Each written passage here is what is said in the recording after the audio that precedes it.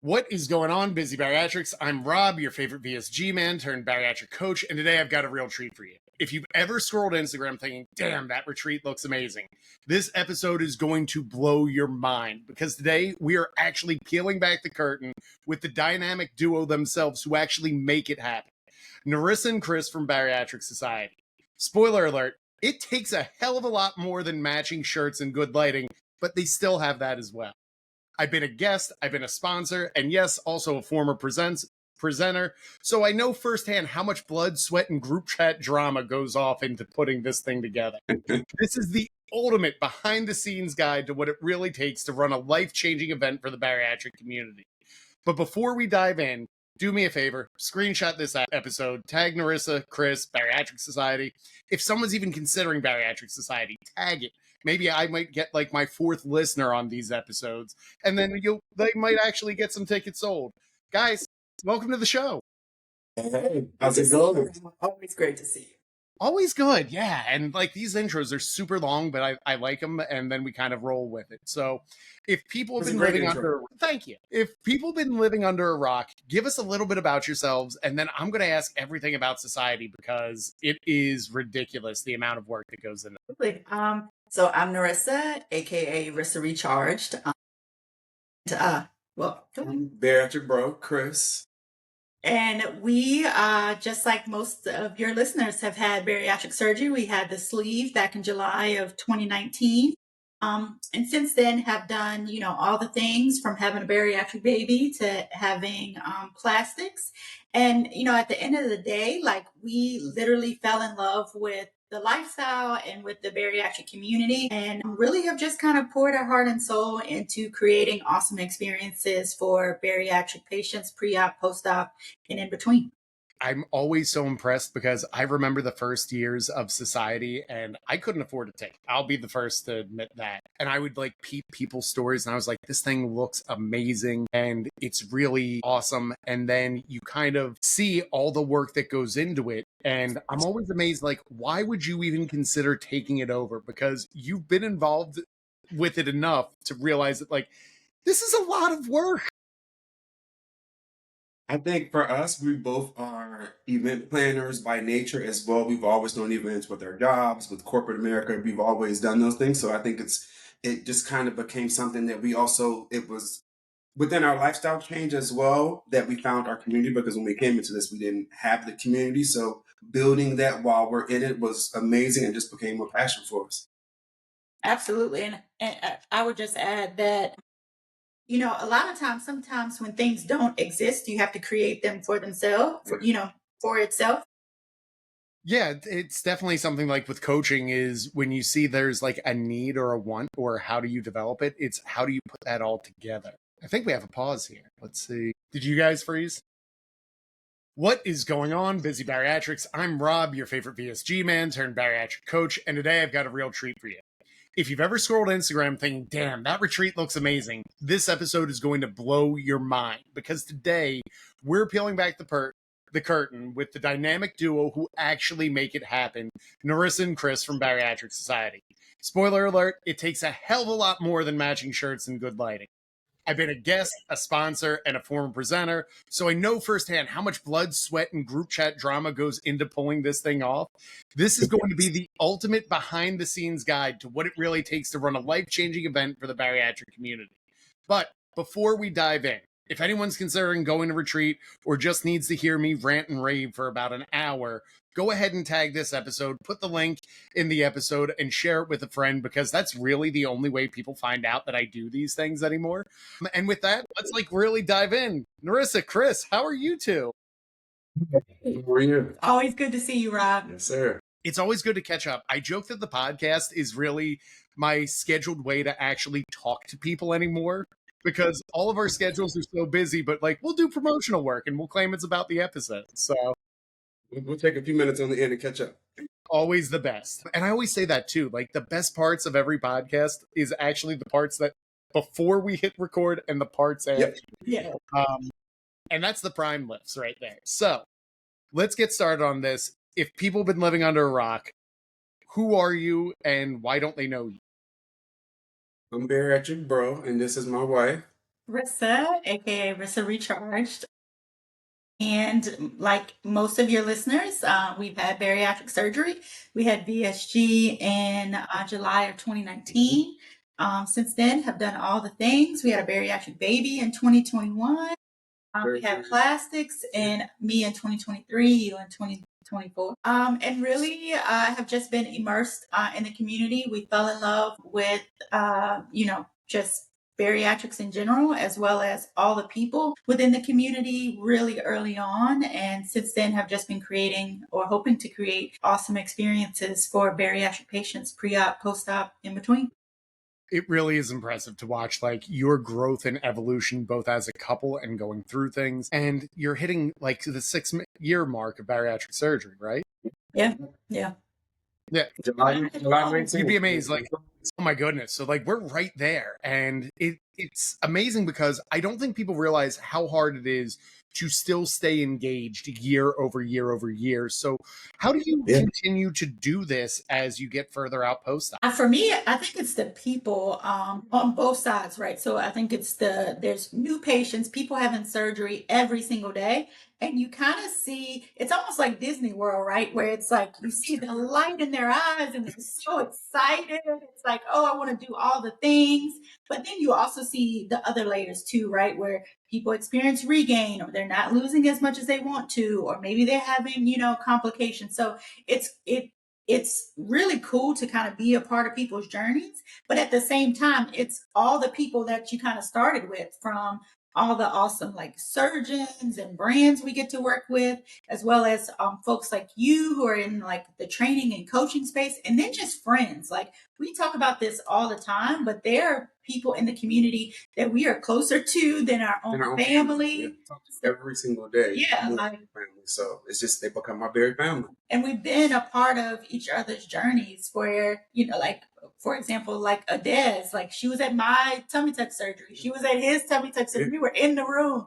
So it's like, we've just experienced so much traveling for the first time. We've done an international trip to Mexico, and just like those memories just stick forever. It really is crazy because I don't think, if you haven't had the surgery, I don't think you understand how life-changing it is for so many of us. And people who haven't had it just don't get it to the same level of where was I before, how I could move. And the phrase I always use with my clients is, you're really only bound by the limits of your imagination. And it's been so cool. Yeah, it's been so cool to watch what goes on in both your imaginations and how Retreat has evolved over the years. What made you decide to like take this thing over? Because you want, like, I say this the most respectfully way possible, and when you say respectfully, it means it has a little bit of burn. You actually know how hard this thing is. Like, are you too nuts to actually take that? I say no. I would say that one piece of it is that you want to create experiences that you want to have. So a lot of times, like what you see, like for us, what you see that come out of events is things that we want to do or we want to see. Like, for example, the fashion show. Yeah, that was our baby. Which has become a staple. Like that's kind of, we were already like involved. We were speaking. Doing the things behind the scenes already with society. Yeah. When we launched the fashion show at the second retreat, that was our baby, and it has become a staple. Sometimes people don't even know that retreat is retreat. They just know like, the fashion show's happening in the gala, in the welcome party. Any one aspect of retreat is overwhelming. And I know that from someone who has actually helped. And I have to tell you, I don't know how you two both stay so engaged throughout the entire weekend, because I get to Sunday of retreat and I have like a twitch. Like you're like, oh, are you staying for brunch? I'm like, no. I have adulted and peopled for like 3 days. What level of endurance do you need to actually do a 3-day bariatric event? Pure adrenaline. And if you remember last year, I was sick. Yeah. I was like down for the count. Luckily, we had doctors in the building, so they were giving me everything I needed to try and like make it through. But I was hurting. But I was there. There for my husband and business partner and making sure that things went well, but also the committee that's worked so hard, the speakers that are, pouring on themselves. Some folks are speaking for the first time ever, like in our lives, in their lives. And then just everyone who has taken the time and made arrangements in order to be there. So I just pushed through. I just pushed through. But I think in general, it really is the adrenaline because you're just so excited to see things kind of like come together. Yeah. Like you said, the imagination, you see it come together and you see the smiles on people's face, you see how happy they are. So that's definitely an amazing part as well. And then seeing, like, certainly we meet people for the first time, but we have been a part of, like, sometimes people say, oh, can you help us? I'm going to be meeting my bestie. Can you help arrange it? Like, okay, sure. But we've seen so many people like meet their very bestie for the first time at retreat. Even I can remember, everybody knows Jason, Nat, and April. They met for the first time at retreat. At the first retreat. At the first retreat, right? And they had been doing a podcast for however long. So it's like seeing those things happen. I know there's a picture of you and Guackward Dietitian where y'all. Is it really a retreat anymore if I don't pick somebody up and start swinging them around? That kind of becomes, like, I even pick up Chris. Like, I'm like, and it's just really that magical when you look at that, and it's year over year over year. The first year that I got to attend, I was working with Kim Terapelli for 9 months at that point, and that's the first time we physically met after hours of working together. And I don't think people understand, like, how important that is. Why do people have to actually physically meet to have the full bariatric experience? I think you just have to, like, jump out there and just do it. Once you get out there, it's an experience that you're never going to forget. It's definitely going to be life-changing, and it's going to be something that you're going to continue to do. Yeah. And those in-person meetings, they're not weird.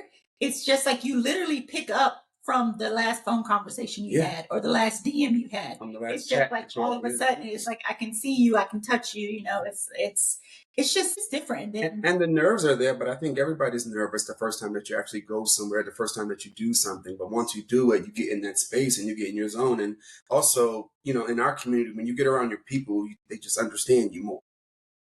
I think it's always interesting because I think I put more pressure on myself than anyone puts on me. And then when I just get into the room, it's like, oh, it's so much more relaxing to just... Right. Or even just share quiet moments. Like, I remember, Nerissa, when we were, like, backstage once and we were, like, over people. And we're like, can we just sit quietly and, like, do our work? And it was like, yes. And we didn't even try to, like, adjust anything. Or when me and Chris are shuttling, like, tables around to kind of see things, like, those are actually the fun moments because you get to see a vulnerable part of people who have to work so hard to get this together. In a vulnerable moment, is there ever a point in this thing where you almost look at each other and say, like, is it worth it, or is this thing even going to come together? Yeah, we do. Yeah, it's typically like, it could be honestly, any moment, but the closer you get, the more excited, like, you are, and like things are happening. I think probably the moment when you're like getting the DMs of, oh, when are you going to announce this? Or when are you going to announce that? And it's like, hey, there's a plan to everything. And it's January. This event isn't until the end of the year. Like, we have time. I don't think people understand, like, so let's walk them through that. When do you start planning retreat? Because I don't think people understand that this is not just a, hey, we have the event in October. Yeah. We start thinking about it in even now of July. It's really like, how long does this take? Oh man, it literally takes after we announce. Yeah. Well, really before that, because we've had to do the research for the next year, because people are counting that we're going to announce, like, at retreat for the next year, right? So we have to have done the research, know the city we're going to, know where we're going to be having this thing. So like those conversations are already happening like a month or so before the current retreat happens. So that's happening. And then really throughout the year, because there's just different chunks. There's, obviously the ticket sales, huge part, like just, you almost have to market it all the time. And then, just conversations with all of our awesome sponsors and brands, and then all the other pieces, right? So making sure that the resort or the hotel understands, hey, we are bariatric patients. This is what that means. This is how the menu needs to look. This is how this needs to look. So there's a lot of pieces from A to Z 10 times that, it takes a lot of work. You don't have to say where, but do you know where next year's retreat is yet? Yes. We do have an idea. But I would say, and I've had one conversation, but not yet. Okay. I always like picking away. I also know the worst horrible thing of having to have the knowledge because everyone wants it and people don't understand how tough it is. Yeah, this past one was people were really saying where's it gonna be? Where's it gonna be? Where's it gonna be? It's like, and then we did people guessed, and a lot of people were way off, so it was really funny. So but that almost becomes its own thing, and it shows how much you two are great storytellers through the content that you create for your own pages. But even for society, it's almost become the best thing to troll you two on is coming in and seeing if we can get you to slip and tell where it is. And you two both keep a very I even staged this whole podcast to see if I could get the jump on it. So. And I'm typically the one that kind of spills the beans on accident because I'll get to talking about it and get excited and be like, oh, the theme is, and I just dropped the ball. So, yeah. And then I get in trouble later. For the person that's doing the marketing, it's excuse beans and actually. Chris is straight up just holding him down of stop it, stop it, stop it. But it's the truth, and it's part of the fun of it. And I think it shows that this is not a one-off event. And in this community, we've seen so many things start and fizzle out, and fizzle out. There's something to say of being able to do it not just once, but year over year over year. And year 5. That's ridiculous. Year 5. We're in year 5 of this thing. And it's just such a labor of love that you two do. How many people sign up to be presenters at retreat? Ooh, so I think this year we had 108 applications, and that's that's its own thing in itself. It's kind of going through that, having the committee review, really taking into consider. There's so many things to take into consideration. One, we want to have a balance of patients versus experts. We want to have diversity in the topics. Absolutely. Some things are staple, right? We're going to talk about plastic surgery. It just is what it is. But then we have other cool things that pop up this year. One that we just announced. One of the topics that I'm excited about is really around aging like a badass. So it's really about women and menopause and regain after bariatric surgery. And I feel that's such an important conversation. We're all aging. It's going to happen. So what does that mean? Things like that. People are so creative. I mean, they come up with some of the most awesome topics. And then what's funny is a lot of folks will have similar ideas. So then it's on us to kind of combine it and say, hey, I'd like you to meet so-and-so who also has this idea. Get together and have a really robust conversation. It's a cool way to connect. And as someone who puts on summer camp, it's tough because we have this challenge of we get so many great people in this community who could absolutely be phenomenal. But then it's you can't have the exact same thing every year. But at the same time, there are themes you have to cover. But then you also want to make sure that every voice is heard. It's not just a simple, who are your friends in the community? Absolutely. Yeah. I almost think the tougher conversations are the ones where it's saying look, I love you, but I'm taking you off the shelf for this year just because it's there. And that's why I always volunteer. Look, you can really take me off or put me wherever because I'm the easy. Put me anywhere. Well, because yeah. I think until you do something like that, you don't understand how many moving parts need to be done, who might need to be cut, who might drop out at the last second. Every year we kind of it's there's a death in the family.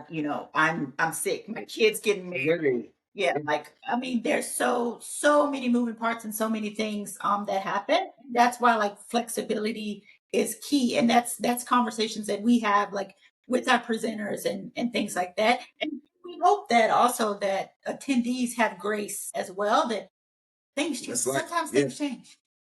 And you might be totally looking forward to seeing Rob DeMedio. That's my guy. I need to go see Dad Rob. But if something happens in Dad Rob's life, what it is. Let's have grace. And I can say people do. Yeah, People for truly sure. do. Yeah. I was even at JBY this year. Like I had my kids' daddy-daughter dance. So I literally came in to Oh, host. yeah, that's right. That was, I don't even know how I did that. We hosted the workout. I thought that was awesome though.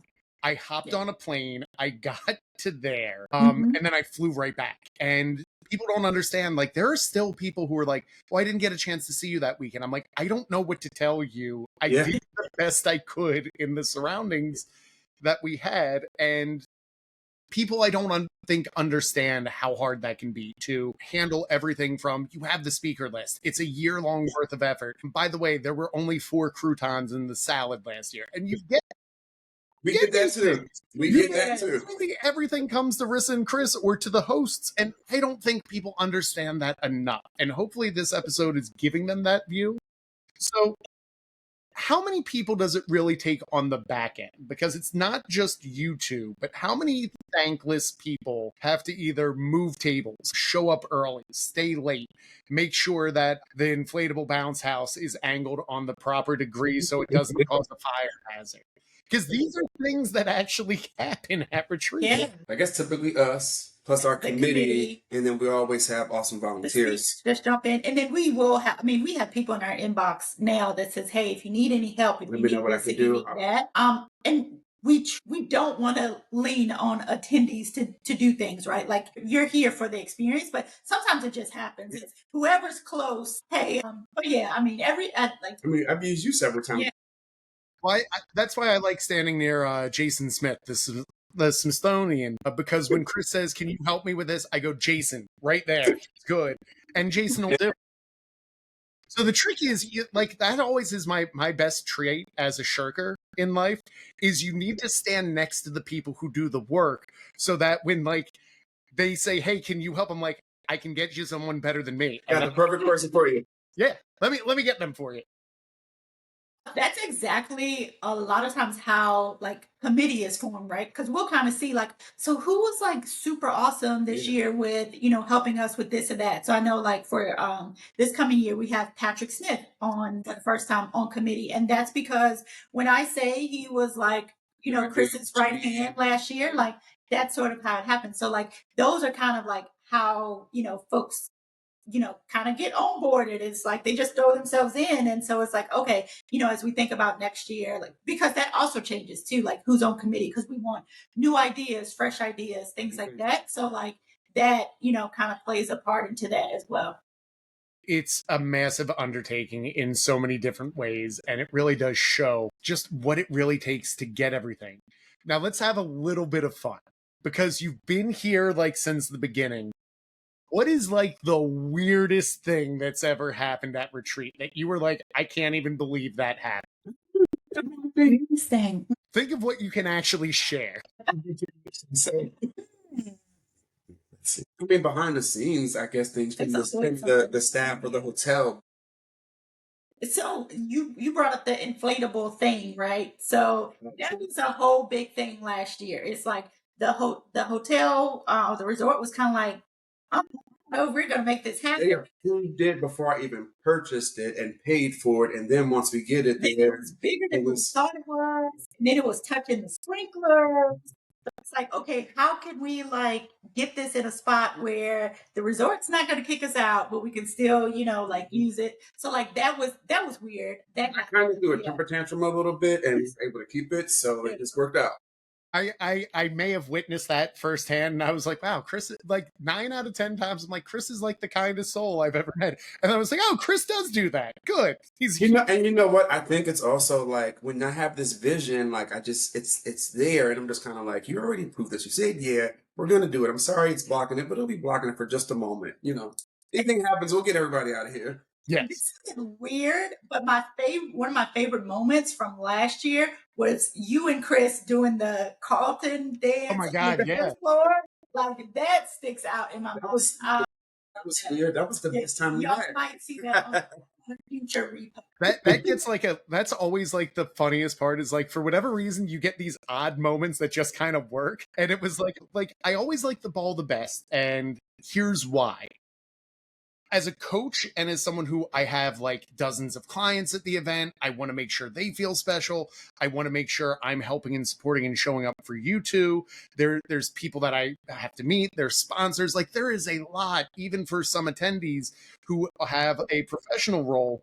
But the ball is kind of like where I breathe and I'm like, we're kind of done in the best way possible. Yeah, yeah. Like I can breathe. This is the breathing event, and it usually ends up showing up like like I have a couple extra drinks, I get on the dance floor, like Chris is in his ski mask, like I'm holding Chris, and next thing you know, it's like it's just the best part because you realize it came together and everyone Yeah, Yes. absolutely. happy in that room. On the home front. A piece of that too is that by Saturday night, you've had all day Thursday to make connections, all day Friday, all day We have to Saturday. do anymore. Yeah. The other part is people look Yes, amazing. yeah. They look Absolutely. amazing. They have on these dresses and these suits. Yeah. So it's awesome. And then also, Chris always has a theme. So like seeing the theme come to fruition. Last Yeah. year was masquerade. This year will be Met Gala sneaker ball. Like just seeing folks like people go all in, and we say, hey, it's optional. Very optional. Like, So, don't feel like you have to spend enough money, and people go all out. For optional, I will say everyone goes all in. I pretty much am like, here's my standard navy blue suit, and they finish right fast. I'm excited for sneakers because it's also like you'll see how little I put effort into these things because like people will have these great elaborate like here's the best sneakers and it matches perfectly with it, and it's like Yes. Rob has the same shoes he wears to work out in. Those must smell lovely. and you know what? And that's okay because I want it's for That's comfort, and you. I may even have on my gym shoes because this is just we're gonna be dancing, we're gonna be having fun, so I remember it's about comfort. year before last because it was the Barbie theme, right? Yeah. So everything was Yes. Barbie, and I remember was it Wacky Barbie, Wacky Barbie, and Wacky Yeah. Ken? Jeannie And I was Blair came Yes. as Weird Barbie. out there, Yeah. like so people. I mean, They use their they imagination really and go did. off. Like, I've already seen conversations of folks talking about like the welcome party this year, spooktacular. So Halloween's costumes, always fun. Halloween, yeah. and it's Halloween in New Orleans too, so it's gonna be a great time. So here's the funny part is I feel like New Orleans alone is enough to kind of get it. Halloween in New Orleans is like a ridiculous level. And then it's like Halloween in New Orleans, but make it bariatric, where I don't know if I'm going to survive this year. I'm just telling you right now. Like and New Orleans doesn't stop either. No, Yeah. doesn't. Like The cool thing is that we try to find ways to incorporate like the city and the vibe, right? So like a San Diego, you're trying to incorporate like the water and things like this. So obviously, New Orleans, which is our second home, like Yes. we will definitely be bringing the vibes from Sure. food Yeah. to the entertainment to also ensuring that people have that free time to be able to explore the city. So you're going to get it all, you're going to get everything, but we also want to make sure that you have an opportunity to see the city Explore. and explore. And we're prime time location. Like literally, you are 30 steps away from Bourbon Street. It's kind of insane, and I really like that you're so intentional about that. Some people may be looking at the schedule this year and saying like it's not as big as in previous years, but it's because the town is so big. Yeah, absolutely. Like, look, it's not San Antonio, people, and that's not to knock San Antonio, but San Antonio is San Antonio. New Orleans is New Orleans. The first time I met Chris was in New Orleans, and it was 3 o'clock in the morning. Like that, and like it has this casino like ability in New Orleans where it's like time just kind of stops because like it's either dark or it's light out, and then like that's really the only differentiator. It's like it's a crazy vibe and atmosphere, and I'm glad you're leaning into this of like, look, less is actually more in a town like that because just let the vibe take it. Like I don't even like I'm even excited about the space. I know like people don't even think about it, but like the space this year, it's very like light. There's lots of windows. Like folks will be able to see what's happening out on the streets and stuff. Perfection. So like that is like super important because at the end, like we never want it to feel like a conference, right? You go to conferences, sure. This is a retreat. So like I feel like I'm really just excited about the city, the space, all of that, because I feel like we are literally in the middle of everything. So I always equate it of it's not really a conference. It's almost like the Bariatric Super Bowl, where it's like Yeah. the ball is kind of how it works. And then Yeah. when you add on whatever city the Super Bowl's in, has Yeah. that extra atmosphere of it. And there's a reason they go back to New Orleans so often. There's a reason certain towns get Super Bowls. It's the same reason is, you know, like I'll be the first to tell you, I could care less what you put on the menu for the luncheons because New Orleans is such a food town. Like you're going to step outside and get 18 different choices that'll be better than whatever is at the conference. And that's not to knock the conference. That's you're in a food capital. Yeah. And we're witnesses to that because we lived there for 5 years, and that's where we gained some of our weight at because the food was absolutely amazing. We have no complaints about food in New Orleans. And honestly, No. we did some tastings while we were there sure a couple did. months ago. I'm jealous of that Honestly, alone. even the resort food, the hotel The food is hotel. delicious. We had some of the best jambalaya we've ever had. For example, I had some of the best gumbo, and I'm a gumbo fan, and I cook myself. Whoa. Best gumbo I had in a small cup in my life. You don't get that from every hotel. Well, and here's what I'll say. If you come to Philadelphia and you can't make a proper cheesesteak, you get run out. So there's something to say of, and as you should, and that's the beauty of New Orleans. Like you can't serve a mid-level thing even at a conference. And if you're going to critique it, I always say like the people who like find issue on those things, it's almost like, look, tell me the meal that you're happy with. Because like I went to Epcot with someone for a trip, and I'll tell the story because I don't even care. But like we're eating around the world in Epcot, and Epcot's got like some pretty solid foods. But like we went to like the 5th place as a group and we're all like splitting an entree and everyone's trying everything, and I'm like I tend to settle on like it's all good, it's what level of good. There's some people like they have to find something, and like by Mexico I was just like, why don't you just not eat? Like you've had a bite of everything and nothing's been good, like just kind of take it. Yeah.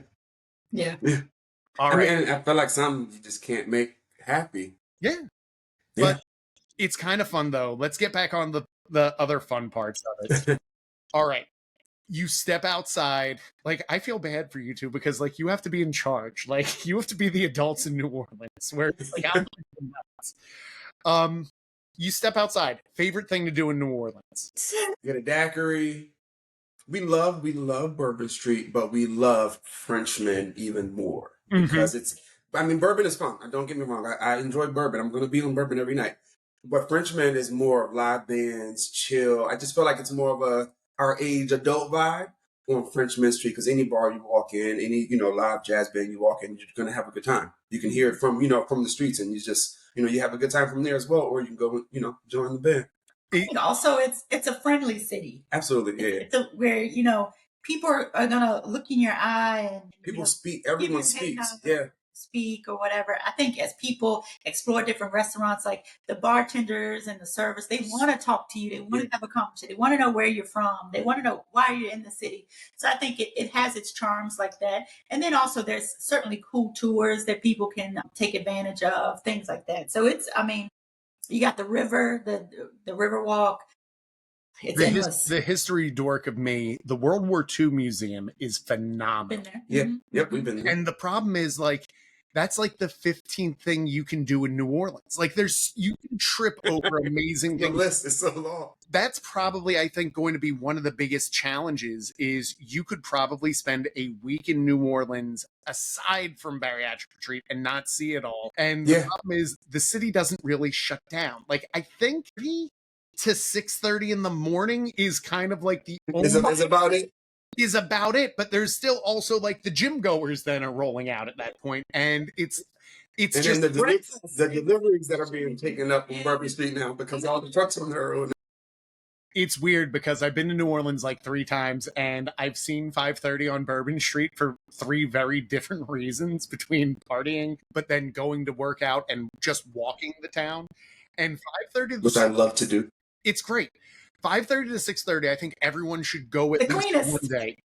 That's when it's the cleanest. Literally power wash the streets. Like that's the only way you can cover what just happened for like the last 19 hours.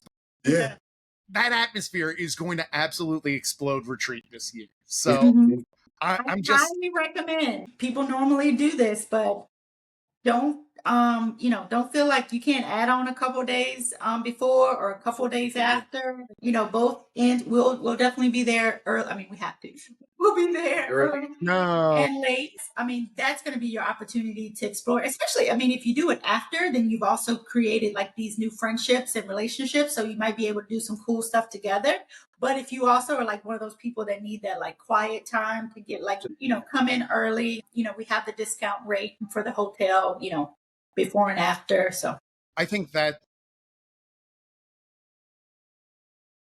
because I made this connection. I finally met my very bestie. So now we're going to extend and stay, a couple more days. So it happens every single year. So looking forward. yeah. I think it's almost the best way to do it is really like map it out and be intentional. But I think most people need to understand there's no like well, maybe there would be an award of like, I attended every part of retreat, or like or who stays the longest or shortest. The coolest part of retreat is you can make it whatever you want it to be. And I think when you take that mindset in, it really does allow you to breathe a little bit because you can find the windows. But also, like, you're very intentional of making that of like, not everything has to be on site. Go out, explore, come back. Yeah. We're here for you. Absolutely. Yeah.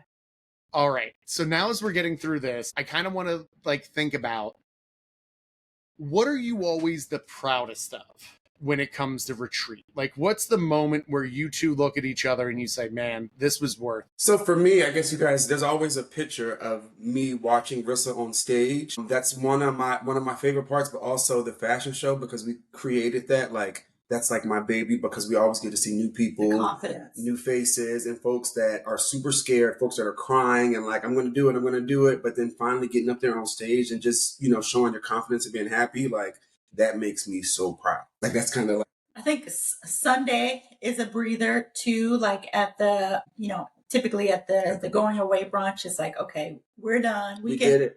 Yeah, we can Yeah. let our hair down a little bit. So that's always a good one. But then also like we get the messages of, hey, I'm nervous. I think I'm gonna back out of the fashion show, or I don't know if I can get up there and speak. And we're like having those conversations. Yes, you can.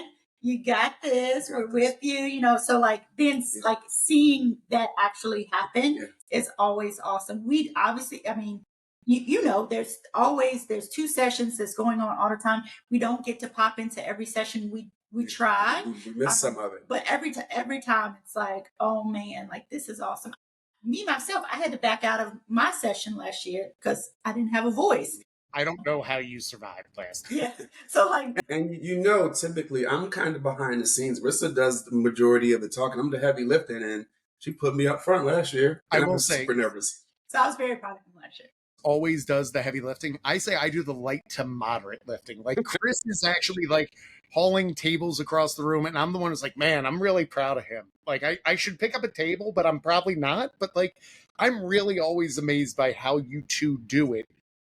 Do you ever have buyer's remorse of like, I just wish I could be present and not have to do all this? For me, yes and no. But at the same time, even before us purchasing Society, like, we were behind the scenes doing things, and kind of like, I'm a helper naturally, like a helper. So I want to help. I want to help improve things and make things better. So I think, no, yes and no for me, just depending on the day. Yeah, I agree. Because I think, and what we've also tried to do intentionally, and we'll continue to do that this year, is find ways to put more people forward so we can take like a step back to, kind of just like watch and observe. Like that's why we gave up hosting the fashion show last year, so we could actually sit back and watch it. Yeah, which was awesome.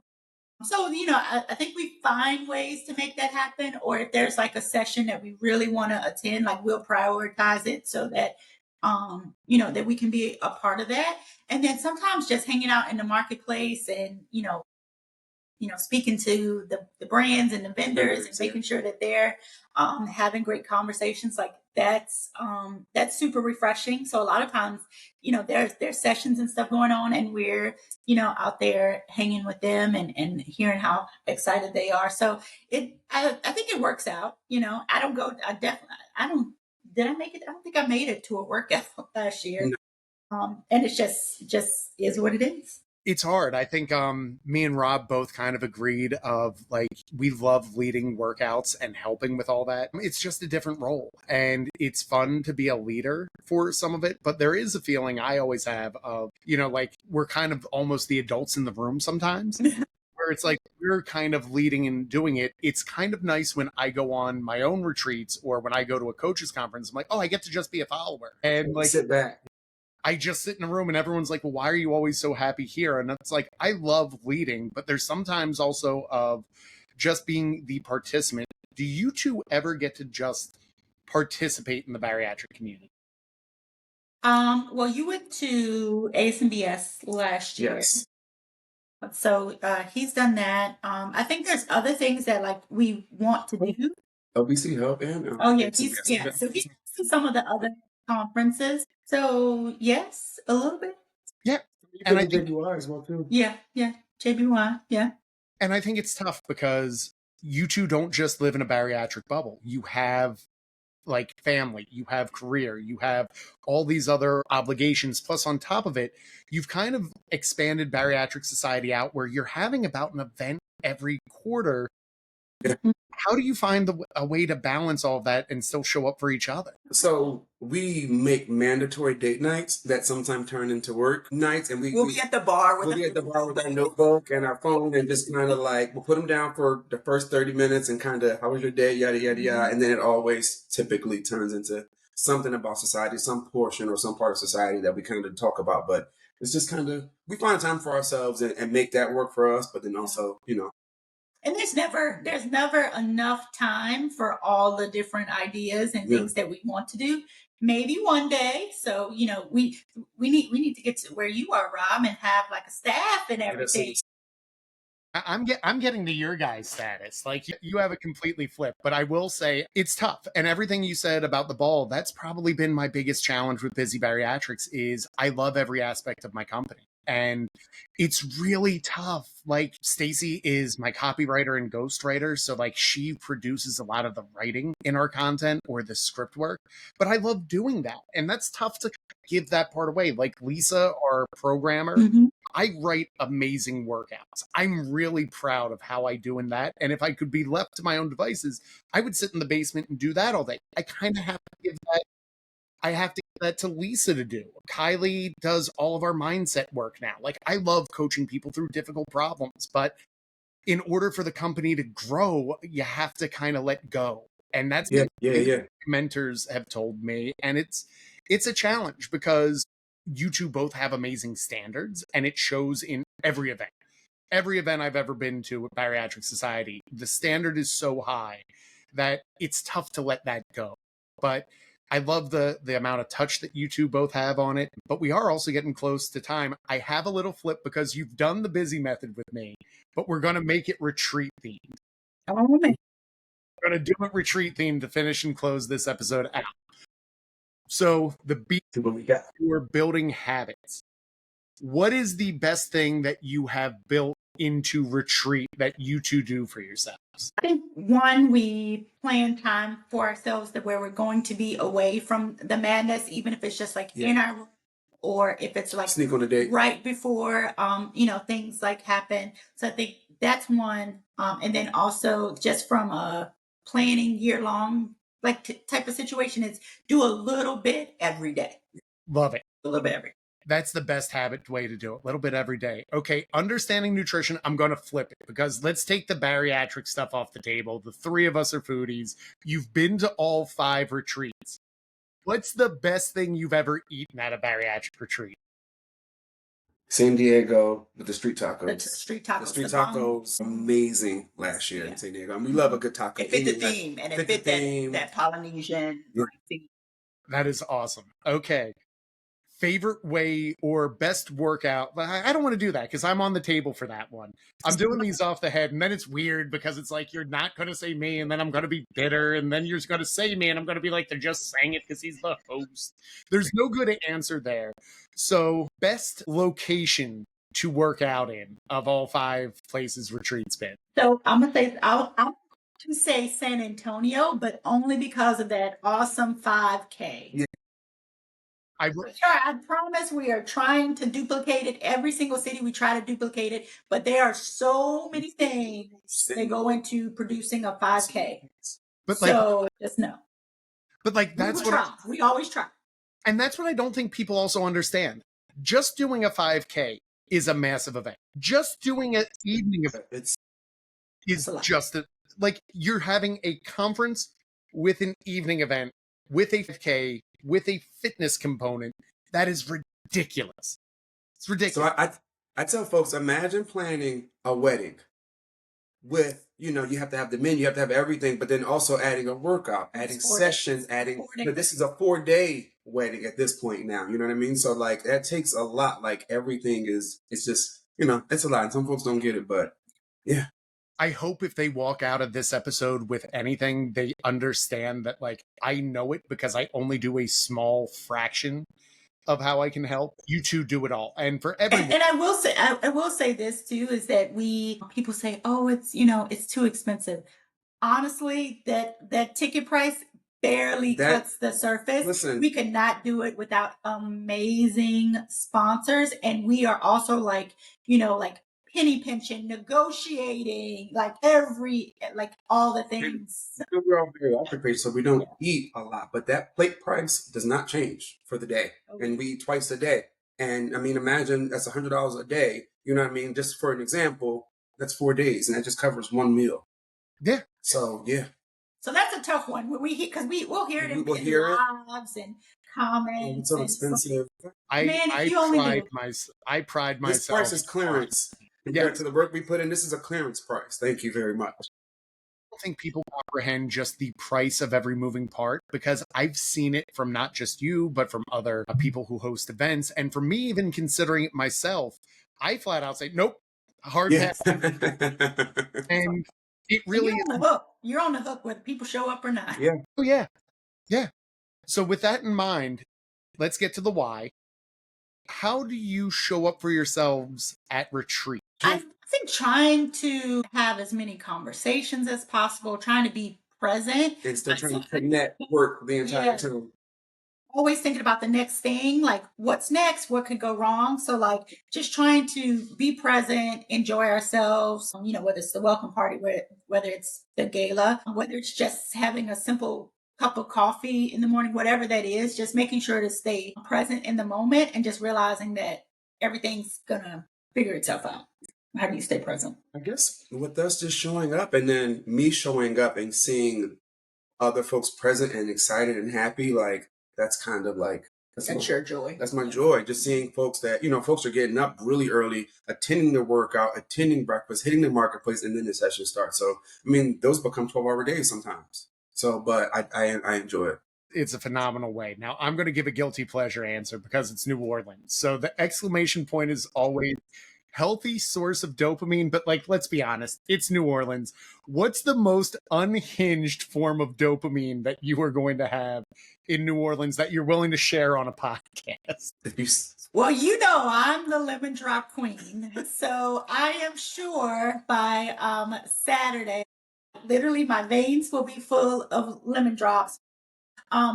Let's just say that the gala itself, Saturday night, it's going to be something, there's going to be things that you have not seen at a bariatric retreat or a gala. So like that, I think is going to be the big one because we are bringing in some, bringing in the culture, bringing in the culture and definitely some surprises.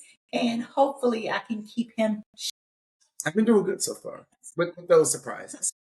But if you see me Saturday night with 2 hand grenades, just say, Chris, have a good night. See, the problem is, though, I'm usually next to you with my own 2 hand grenades and say, like, Chris, we don't have enough. I think there was a point last year where it's like, we both have like a couple drinks and it's like, oh no, like we're just getting started. And that's kind of the fun part. Everybody's night has already begun and ours is just now beginning. My plan is to like double up on like my vitamin C, like make sure I've done all the things leading up to retreat so that I am 110% like ready to go. I would suggest for New Orleans, bring a comfortable pair of sneakers because you're going to get your steps in. Yes. You're going to get your steps in because, I mean, everything is walking distance, but you'll find yourself, you'll realize I walk 6 blocks. And you're still comfortable because everything is still close together, but comfortable pair of shoes.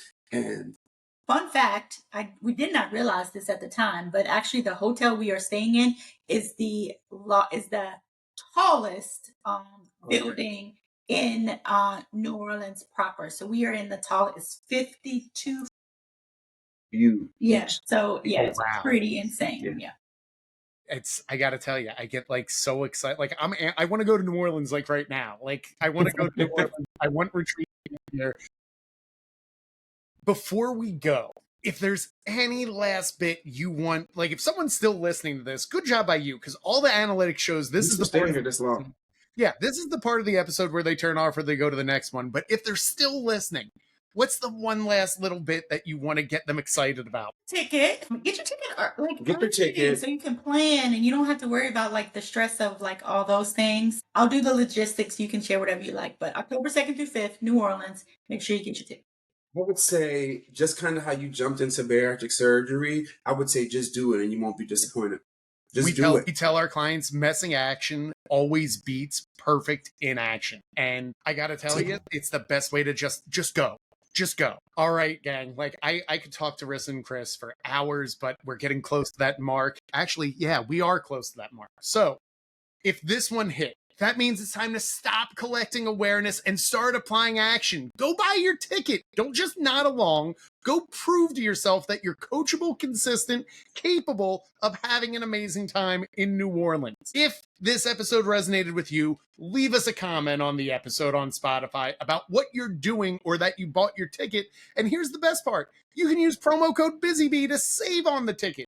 And here's the even better part. I don't even get a dime of that because I give it back to Nerissa and Chris because that's how important I think this event is for everyone in the bariatric community. So if you're still listening, there's nothing else to listen to. Have a good day. Bye, guys. Go.